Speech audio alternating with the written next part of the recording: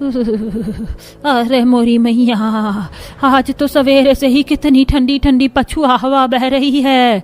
लगता है जाड़े की शुरुआत हो गई है। सीतामढ़ी की इस बात पर चूल्हे चौके में उलझी सरला अपने अंगने में से बोलती है। जाड़ा तो लगेगा ही ना काकी।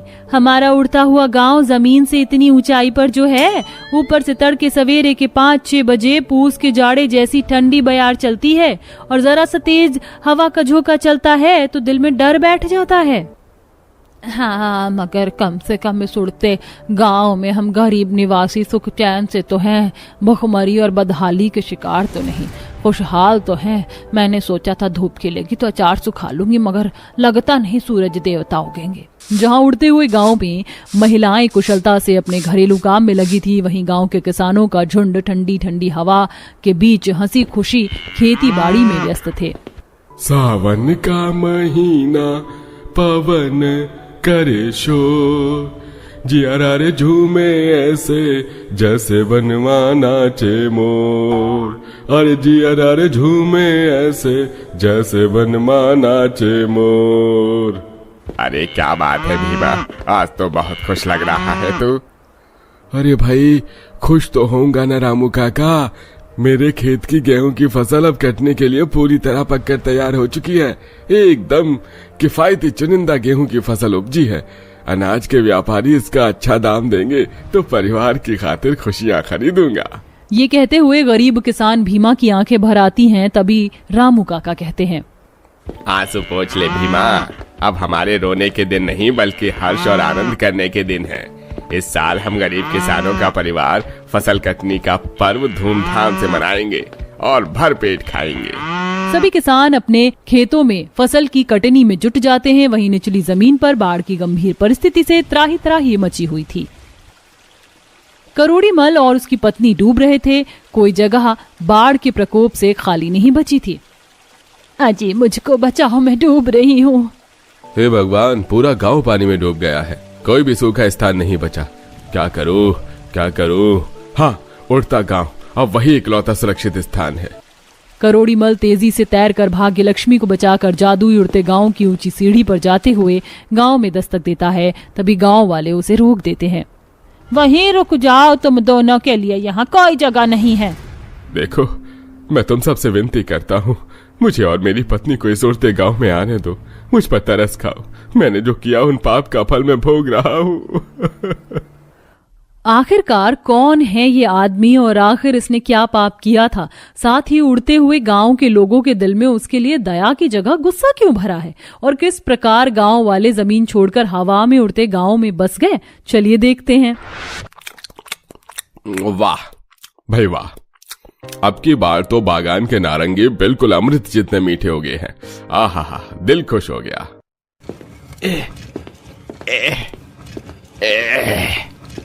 सीता मैया, कितनी बंजर है ये जमीन, हल भी नहीं जोता जा रहा है। हम गरीब किसान बंजर मिट्टी में सोना उगाते हैं, फिर भी हमारी तकदीर मिट्टी है।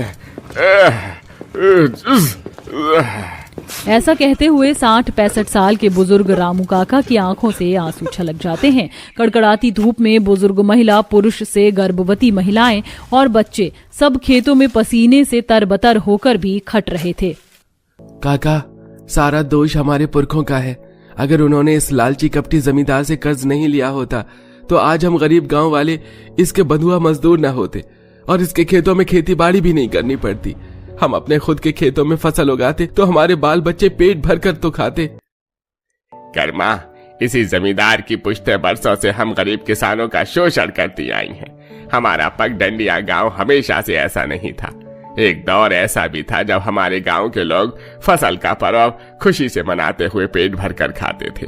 मगर एक साल गांव में ऐसा सूखा पड़ा कि सबको कर्ज लेकर अपने परिवार का पेट भरना पड़ा। जमींदार के पिता ने सारे किसानों की जमीन गिरवी रख ली। गांव वालों को बात करते देखकर जमींदार गुस्से में दाना पानी लेकर उन पर चढ़ जाता है। अरे ओ हरामखोर की औलाद, काम काज छोड़ छाड़ कर तुम लोग गप्पे मार रहे हो? हाँ, जल्दी से खेत की जुताई करो वरना खाने की फुर्सत भी नहीं दूंगा। जी जी जी जमींदार जी। लाचार गांव वाले लू भरी धूप में भूखे प्यासे खेत जोत रहे थे।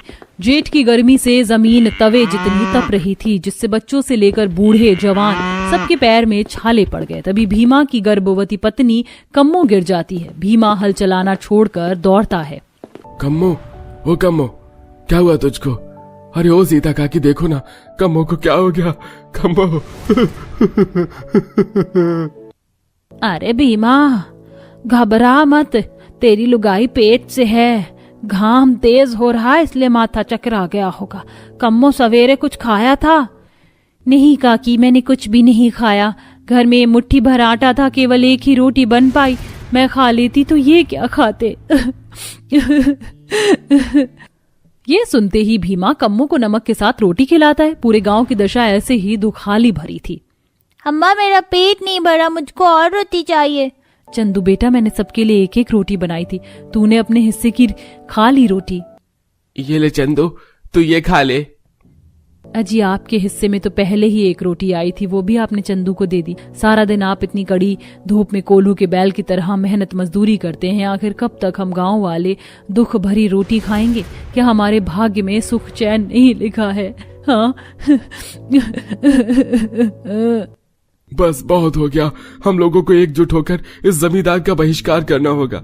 वैसे भी ये जमींदार अच्छी पैदावार उगाने के लिए कितनी हानिकारक खाद के इस्तेमाल करवाता है, जिससे हमारे गांव की शुद्ध हवा भी अब जहरीली होती जा रही है। आखिरकार हम गांव वाले किस किस चीज का बलिदान देते रहेंगे?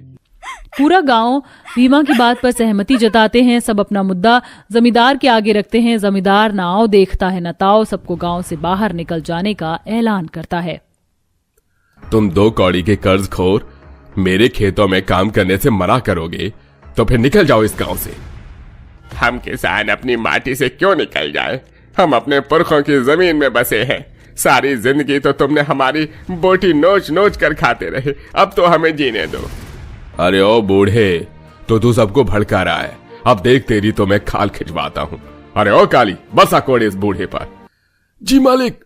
जमींदार का आदमी कसाई की तरह रामू पर कोड़े बरसाता है और जो कोई भी बचाव करने के लिए आता वो भी प्रताड़ना का शिकार होते हैं। तभी सीता कहती है, जमींदार, हाय लगेगी तुझे हम गरीब गांव वालों की, तू कभी सुखी नहीं रहेगा। गांव वाले अपने अपने बाल बच्चे और अशुद्ध हवा के शिकार माल जाल को लेके गांव की जमीन से जाने लगते हैं। तभी पवन देवता उनके सामने प्रकट होते हैं। हे प्रभु, आप कौन हैं? मैं पवन देवता हूँ। तुम गांव वालों ने शुद्ध हवा के लिए जमींदार से बैर मोल लिया।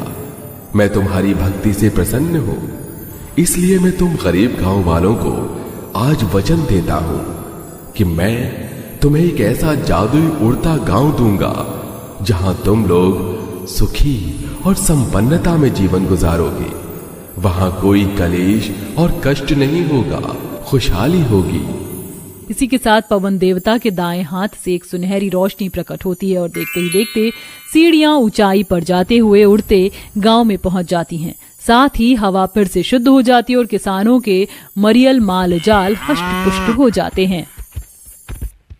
माँ देखो, जादुई उड़ता हुआ गांव, चलो ना चलते हैं। सब गांव वाले जादुई उड़ते गांव में बस जाते हैं। जमीन की तरह हवा में तैरते उस गांव में पक्के मकान, खेतीबाड़ी की उपजाऊ जमीन, सिंचाई के लिए बहती नदी, तालाब, सब कुछ मौजूद था।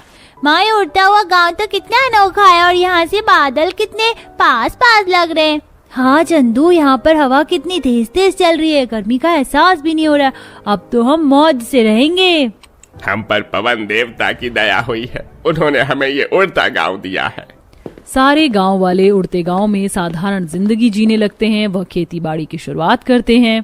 रामू काका, इस ऊंचाई पर बसे उड़ते गांव में कितना सुकून है। बिल्कुल गर्मी नहीं लग रही, कितनी ठंडी ठंडी पुरवैया चल रही है। हाँ भीमा, हमने बरसों तक दुख भोगा है, अब ये सुख के दिन हमारे हैं।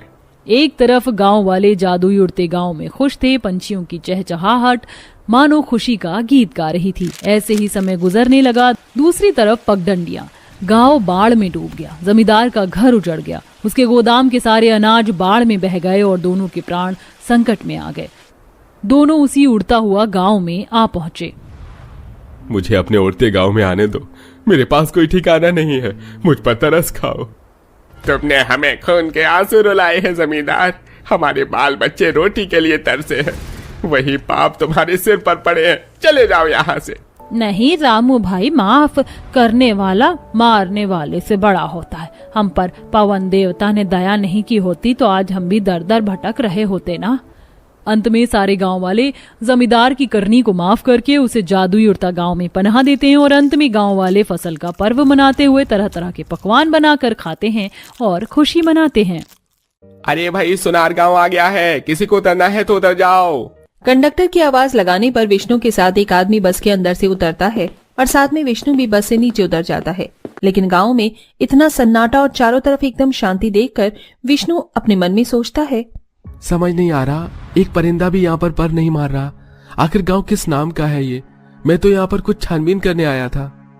तभी विष्णु अपने साथ उतरे हुए उस आदमी से पूछता है, अरे भाई साहब, यहाँ तो न जानवर है न इंसान है, आखिर यहाँ गांव कहाँ है? वो आदमी मुस्कुराने लगता है, मैं तुम्हें बताता हूँ कि आखिर यहाँ का गांव है कहाँ। आप लोग भी सोच रहे होंगे कि जहाँ एक इंसान और एक जानवर तक नहीं दिख रहा था वहाँ गांव कैसे हो सकता है। तो चलिए ये जानने के लिए सोनार गांव के बीते हुए कल में चलते हैं। अजी अब क्या करें, घर के अंदर एक दाना तक नहीं है और मुन्ना भी भूखा है। मेरा तो कई दिनों से खाना न खाने की वजह से दूध भी नहीं निकल रहा। अब क्या करूं, हमारा तो कोई काम भी शुरू होने से पहले ही खत्म हो जाता है।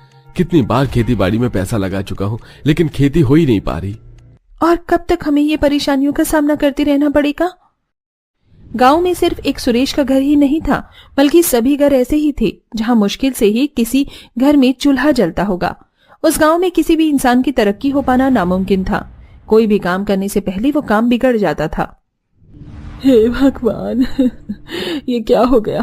कितनी मुश्किल से हमें लोन मिला था और उन पैसों से हमने अपना खुद का काम शुरू किया था, लेकिन एक ही दिन में देखो ये सारा सामान बर्बाद हो गया। इन सामान में कीड़े पड़ गए। ये कीड़े कहाँ से आए कहाँ से नहीं, कुछ समझ नहीं आ रहा। कैसा कोई श्राप लग गया हो हमारे इस गांव को। सभी इतने दुखी थे कि उनका दुख जाहिर ही नहीं हो पा रहा था। कुछ दिन में ही अब धीरे धीरे गांव में कई मौत शुरू हो गई थी। बूढ़े बच्चे जिनसे भूख बर्दाश्त कर पाना बहुत मुश्किल था, वो भगवान को प्यारे होने लगे थे। हे भगवान, ये क्या हो गया। मेरी माँ बिना खाना खाए ही भगवान को प्यारी हो गई। कई दिनों से हम लोग भूखे प्यासे काम की तलाश में अपना पेट काटने की कोशिश कर रहे हैं, लेकिन कुछ नहीं हो पा रहा। इन परेशानियों के चलते हमने अपनों को भी खो दिया। गांव के सभी लोग एक दूसरे को देख रहे थे। सबकी आंखें नम थी। तभी एक बूढ़ी औरत हाथ में छड़ी लेकर लंगड़ाते हुए उन लोगों के पास आई और कहने लगी, कभी कभी समाधान ऐसे नहीं निकल पाता है। समाधान निकालने के लिए हमें कुछ चीजों का ध्यान रखना पड़ता है या उपाय ढूंढना पड़ता है। जंगल के बीचों बीच एक जादूगरनी रहती है। अगर उससे उपाय नहीं निकला तो फिर किसी से नहीं निकला। जाओ, सभी मिलकर उसके पास जाओ और परेशानी का हल ढूंढो। बूढ़ी औरत की बात सुनने के बाद गांव के कई सारे लोग इकट्ठे होकर गांव के जंगल के बीच में उस जादूगरनी को ढूंढते हुए पहुंच जाते हैं। हम लोग कब से जादूगरनी को ढूंढ रहे हैं, लेकिन जादूगरनी का तो कोई अता पता ही नहीं है। वो एक जादूगरनी है, इतनी आसानी से मिलना उसका नामुमकिन है। जरा वहां देखो, एक अजीब सी रोशनी दिखाई दे रही है। हमें उस रोशनी की तरफ चलना चाहिए। महिमा के बोलते ही गांव के सभी लोग उस रोशनी की तरफ जाने लगते हैं। देखते ही देखते वो जादूगरनी की झोपड़ी के पास आ जाते हैं। तभी गांव का एक समझदार आदमी सुरेश जादूगरनी की झोपड़ी के अंदर अकेला जाता है। मेरा मुन्ना तो भगवान को प्यारा हो ही चुका है।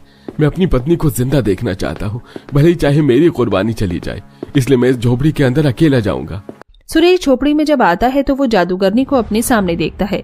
जादूगरनी अचानक से उसके ऊपर हमला करती है, लेकिन वो उसके हाथ आगे जोड़कर रोने लगता है और कहता है, मैं आपके आगे हाथ जोड़ता हूँ, हमारी मदद करो। हमारा गांव खतरे में है।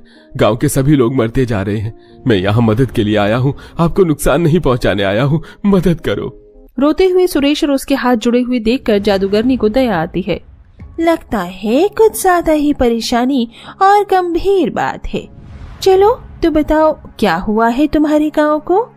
जादूगरनी के ये पूछने पर सुरेश अपने गांव की सभी परेशानियां उन्हें बताता है, जिसके बाद जादूगरनी अपना जादू चलाकर अपनी जादुई बॉल के ऊपर देखना शुरू करती है। इसी के चलते उसे पता चलता है, तुम्हारे गांव को एक अघोरी ने श्राप दिया था। बहुत समय पहले की बात है। अघोरी गांव में भिक्षा लेने आया था, लेकिन किसी महिला ने और आदमी ने उस अघोरी का अपमान किया और उसे भिक्षा देने से मना कर दिया। अघोरी क्रोधित हो गया और उन्होंने गांव को श्राप दे दिया कि इस गांव का भला कभी नहीं होगा। तब से गांव की ये हालत है। जादूगरनी, हमें समस्या से बाहर निकालो। इस श्राप से बाहर निकलने का कोई तो रास्ता होगा। श्राप का कोई तोड़ नहीं है, उसे कोई नहीं बदल सकता, लेकिन मैं इतना कर सकती हूँ कि तुम्हारे गांव को एक पेड़ पर बसा सकती हूँ। एक पेड़ पर हमारा गांव कैसे बसेगा? जादूगरनी अपनी जादुई चीजों में से एक छोटा सा मामूली सा खिलौना जैसा दिखने वाला पेड़ सुरेश को देती है। इसे कोई मामूली पेड़ मत समझना, ये एक जादुई पेड़ है। इसे गांव के बीच में रखना जहाँ बहुत खुली जगह हो, और उसके बाद सभी दूर हो जाना और फिर देखना इस जादुई पेड़ का कमाल। ये पेड़ एक विशाल पेड़ में बदल जाएगा और जो भी चीज तुम इस पेड़ के ऊपर लेकर जाओगे वो सोने में बदल जाएगी। उसके बाद तुम अपना गांव इस पेड़ के ऊपर बसा सकते हो। जादू करने के लिए सुरेश उस पेड़ को लेकर गांव वालों के साथ वापस अपने गांव में आ जाता है। अगले दिन जब सवेरा होता है, सुरेश सभी के साथ मिलकर गांव के बीच में उस छोटे से पेड़ को रखता है और सभी दूर दूर हो जाते हैं। देखते ही देखते वो छोटा सा पेड़ विशाल जादुई पेड़ में बदल जाता है। गांव के लोग इतना बड़ा विशाल जादुई पेड़ देखकर हैरान हो जाते हैं। इतना बड़ा पेड़ मैंने जिंदगी में पहली बार देखा है। इससे पहले मैंने इतना बड़ा पेड़ नहीं देखा। सच कहा था जादूगरनी ने, इस पेड़ के ऊपर तो पूरा गांव आराम से बस सकता है।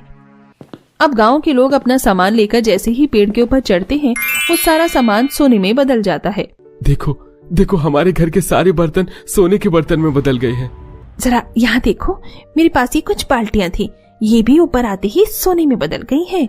अपने हर एक सामान को सोने में बदलने के बाद देखकर सब हैरान थे। वो अपने ही सामान को विशाल पेड़ के ऊपर ले जाकर सोने में पहले बदल देते हैं। उसके बाद उन्हीं चीजों के द्वारा वो अपना घर बनाना शुरू करते हैं। देखते ही देखते विशाल जादुई पेड़ के ऊपर सोने के घर भी तैयार होने लगते हैं।